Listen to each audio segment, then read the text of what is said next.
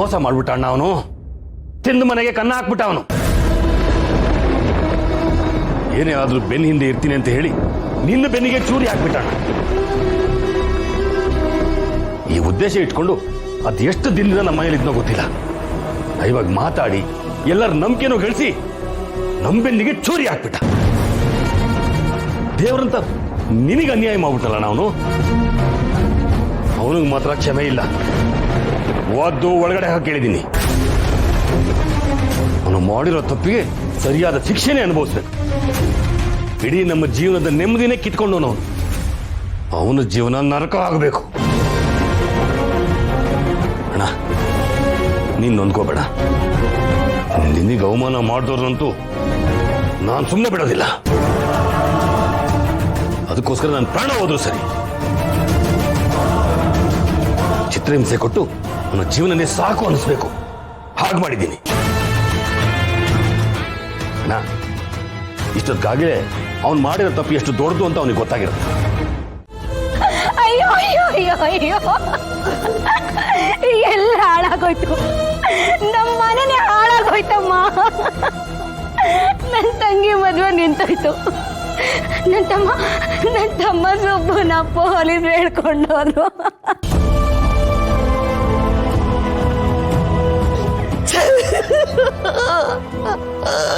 ಅಯ್ಯೋ ಅಯ್ಯೋ, ಇವರು ನಮ್ಮನೆಗೆ ಬರುವಾಗೆಲ್ಲ, ನಮ್ಮನೆಗೆ ಕಾಲಿಡುವಾಗೆಲ್ಲ ನಮ್ಮ ಭಾಗ್ಯ ಅಂತ ಎಷ್ಟು ಏನೇನು ಅನ್ಕೊಂಡಿದ್ದೆ. ಆದ್ರೆ ಇವತ್ತು ಕಾಲಿಟ್ಟೆ ನಮ್ಮನೆನೇ ಮುಳುಗಿಸ್ಬಿಟ್ರು.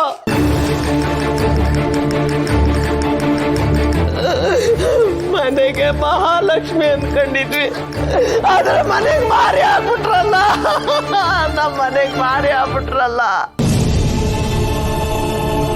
ನಾವೇನ್ ತಪ್ಪು ಮಾಡಿದೀವಿ ಅಂತ ನಮ್ಗೆ ಈ ಶಿಕ್ಷೆ. ನನ್ನ ಮಗ ಅಪ್ರಂಜಿ ಹೆಂಗಿದ್ದ, ಇವ್ರಿಗೆ ಮರ್ಯಾದೆ ಕೊಟ್ಟಿ ಮನೆಗೆ ಬಿಟ್ಕೊಂಡಿದ್ದೆ ತಪ್ಪಾಯ್ತಾ?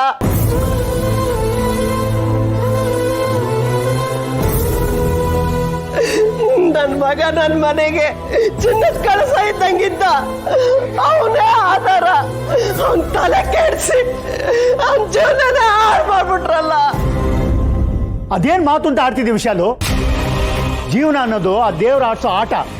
ಅವನು ಆಡಿಸ್ತಾನೆ, ನಾವು ಆಡ್ಬೇಕು. ಋಣಾನ ಬಂದ ಅನ್ನೋದು ನಮ್ ಕೈಲಿಲ್ವೇ? ಆಗಿದ್ದಾಗೋಯ್ತು. ಈಗ ಇನ್ನೇನ್ರಿ ಈಗ? ಹಿಂಗೆ ಅಣುವಾಗಿ ನಮ್ಮನ್ನು ಕೊಲ್ಲೋ ಬದಲು ನಮ್ಗೆಲ್ಲರಿಗೂ ಒಟ್ಟಿಗೆ ವಿಷ ಕೊಟ್ಟು ಸಾಯಿಸ್ಬಿಡಕ್ಕೆ ಹೇಳಿ.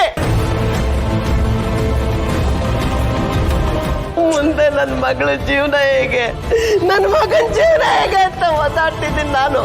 ಇಷ್ಟೆಲ್ಲ ಆದ್ಮೇಲೆ ಯಾಕೆ ಬದುಕಿರ್ಬೇಕು ನಾವು? ಯಾಕೆ ಬದುಕಿರ್ಬೇಕು? ಅಯ್ಯಯ್ಯ ವಿಶಾಲು, ಅದ್ಯಾಕೆ ಹಂಗೆ ಮಾತಾಡ್ತೀಯ? ಸೊಸೆನ ಮನೆ ಬಾಗ್ಲು ನಿಲ್ಸ್ಕೊಂಡು ಹಂಗೆ ಮಾತಾಡಿದ್ರೆ ಈ ಮನೆಗೆ ಒಳ್ಳೇದಾಗತ್ತಾ? ಏನ್ ಒಳ್ಳೇದಾಗಿದೆ ಅತ್ತೆ?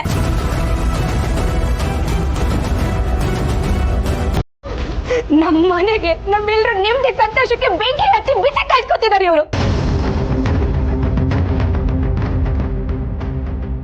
ಬಡವರ ಕೋಪ ದೌಡೆಗೆ ಮೂಲ. ಇವರು ನಮ್ಮನ್ನ ಆಟ ಆಡಿಸೋ ಗೊಂಬೆ ಅನ್ಕೊಂಡ್ಬಿಟ್ಟಿದ್ದಾರೆ. ನನ್ನ ತಮ್ಮ, ನಮ್ಮ ಸುಬ್ಬನ ಜೀವನನೇ ಹಾಳಾಗೋಯ್ತು. ನ್ಯಾಯಕ್ಕೋಸ್ಕರ ಪೊಲೀಸ್ ಮೆಟ್ಲು ಹತ್ತುತ್ತಿದ್ದ. ಅಂತದ್ರಲ್ಲಿ ಇವತ್ತು ಅನ್ಯಾಯವಾಗಿ ಪೊಲೀಸರನ್ನೇ ಹೇಳ್ಕೊಂಡು ಹೋಗಿದ್ದಾರೆ. ಅವನೇನ್ ತಪ್ಪು ಮಾಡ್ದಂತ ಅವನಿಗಿಂತ ಶಿಕ್ಷೆ.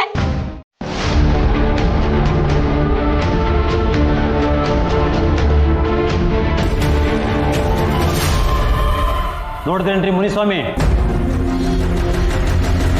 ಈ ಒಂದು ದಿನಕ್ಕೋಸ್ಕರ ನಾನು ಕಾಯ್ಕೊಂಡಿದ್ದೆ. ಮಿನಿಸ್ಟರ್ PA ಕಾರಣಕ್ಕೆ ಎಷ್ಟು ಕೊಬ್ಬಿತ್ತು ಗೊತ್ತೇನ್ರಿ ಇವನಿಗೆ? ಈ ಕೊಬ್ಬನ್ನ ಈಗ ಇಳಿಸ್ತೀನಿ. ಈಗ ಯಾವ ಮಿನಿಸ್ಟರ್ ಜೊತೆ ಇದ್ದೆ ಅಂತ ಇವನು ಹಾರಾಡ್ತಿದ್ನೋ ಅದೇ ಮಿನಿಸ್ಟರ್ ಕಡೆಯಿಂದ ಆರ್ಡರ್ ಬಂದಿದೆ ಇವನು ರಕ್ಕೆ ಮುರಿಯಕ್ಕೆ. ಏಯ್, ನಿನಗೆ ನೆನಪಿರ್ಬೇಕು, ಹೋದ ವರ್ಷ ನಾನು ಮಿನಿಸ್ಟರ್ ಮನೆಗೆ ಪ್ರಮೋಷನ್ಗೆ ಅಂತ ಬಂದಾಗ ನೀನು ಎಷ್ಟೆಲ್ಲ ಆಟ ಆಡ್ಸಿದ್ದೆ ನನ್ನ. ನಾವು ನ್ಯಾಯದ ಪರವಾಗಿರ್ತೀವಿ, ನಾವು ಯಾರಿಗೂ ಅನ್ಯಾಯ ಮಾಡಲ್ಲ, ಸಾಹೇಬ್ರು ಯಾವ ವಿಷಯನೂ ಪರ್ಸನಲ್ ಆಗಿ ತಗೊಳ್ಳಲ್ಲ ಅಂತ ಎಲ್ಲ ಬಿಲ್ಡಪ್ ಕೊಡ್ತಾ ಇದ್ದೆ. ಈಗೇನಾಯ್ತು, ನೀನೀಗ ಅರೆಸ್ಟ್ ಆಗಿರೋದು ಅದೇ ಸಾಹೇಬ್ರು ಪರ್ಸನಲ್ ವಿಷಯಕ್ಕೆ. ಸರಿಯಾಗಿ ತಗಲಾಕೊಂಡಿದ್ದಾನೆ ಸರ್. ಆದರೂ ಇವನ್ ಧೈರ್ಯನ ಮೆಚ್ಚಬೇಕಾದ್ದೆ. ಮಿನಿಸ್ಟ್ರು ಮನೇಲೆ ಕೆಲಸ ಮಾಡ್ಕೊಂಡಿದ್ದು ಅವ್ರ ಮಗಳನ್ನೇ ಬೀಳಿಸ್ಕೊಂಡು ಮದುವೆ ಆಗ್ಬಿಟ್ನಲ್ಲ. ಇವನ್ಗೆ ನಿಯತ್ತಿಲ್ಲ ಅಂದ್ರೂ ಬಂಡತನ ಜಾಸ್ತಿನೇ ಇದೆ ಸರ್. ಏಯ್, ಏನು ಹಂಗ್ ನೋಡ್ತಾ ಇದೀಯಾ? ಕೋಪ ಬಂತ? ನಿನ್ ಕೋಪಕ್ಕೆ ಎದುರು ಯಾರು ಇಲ್ವಾ ಇಲ್ಲಿ? ನಿನ್ ಗತ್ತು ಗಮ್ಮತ್ತು ಏನು ನಡೆಯಲ್ಲ ಇಲ್ಲಿ. ಇದನ್ನೇ ನಿಮ್ ಮಾವನ ಮನೆ ಅನ್ಕೊಂಡಿದ್ಯಾ? ಮಾವನ ಮನೆ ಅಂತಾನು ಹೇಳಕ್ಕಾಗಲ್ಲ ಸರ್. ಈಗ ಇವನ್ಗೆ ಮಾವ ಮಿನಿಸ್ಟ್ರು ಸಾಹೇಬ್ರೆ ಅಲ್ವಾ? ಅದೇ ಮಿನಿಸ್ಟರ್ ಸಾಹೇಬ್ರು ಕೊಟ್ಟಿರೋ ಕೇಸ್ ಇದು. ಇನ್ ಮುಂದೆ ಇವ್ ಜೀವನ ಇವನ್ ಅನ್ಕೊಂಡಂಗಿರಲ್ಲ. ದೊಡ್ಡವ್ರ ಜೊತೆ ಇದ್ದಾಗ ಲೈಫ್ ಹೇಗಿರುತ್ತೆ ಅನ್ನೋದು ಗೊತ್ತಿತ್ತು. ಈಗ ಅದೇ ದೊಡ್ಡವ್ರನ್ನ ಎದುರು ಹಾಕೊಂಡ್ರೆ ಲೈಫ್ ಹೇಗಾಗುತ್ತೆ ಅನ್ನೋದನ್ನ ಗೊತ್ತು ಮಾಡ್ತೀನಿ. ಕೇಳಿಸ್ತೇನೋ? ನೀನ್ ಮಾತ್ರ ಅಲ್ಲ, ನಿನ್ ಮನೆನೇ ಸರ್ವ ನಾಶ ಆಗೋಗುತ್ತೆ. ಕಲ್ಲೊಡ್ದು ನಿನ್ನ ಬೀಳ್ಸೋಣ ಅನ್ಕೊಂಡಿದ್ದೆ, ಆದ್ರೆ ನೀನಾಗೆ ನೀನ್ ಕಾಲ್ ಮುರ್ಕೊಂಡು ಬಂದು ನನ್ನ ಮುಂದೆ ಬಿದ್ದಿದ್ಯಾ. ಬಿಡ್ತೀನ ಈಗ ನಿನ್ನ ಸುಮ್ಮನೆ? ಇರೋ ಬರೋ ಕೇಸ್ನೆಲ್ಲ ಜಡ್ದು ಸಾಯೋವರೆಗೂ ಕಂಬಿಯಿಂದ ಕೊಳೆಯ ತರ ಮಾಡ್ತೀನಿ ನಿನ್ನ ನಂಬ್ಕೊಂಡಿರೋರು ಯಾರು ನಿಮ್ದಿಯಾಗಿ ಬದುಕಕ್ಕಾಗಲ್ಲ, ಆ ಥರ ಮಾಡ್ತೀನಿ.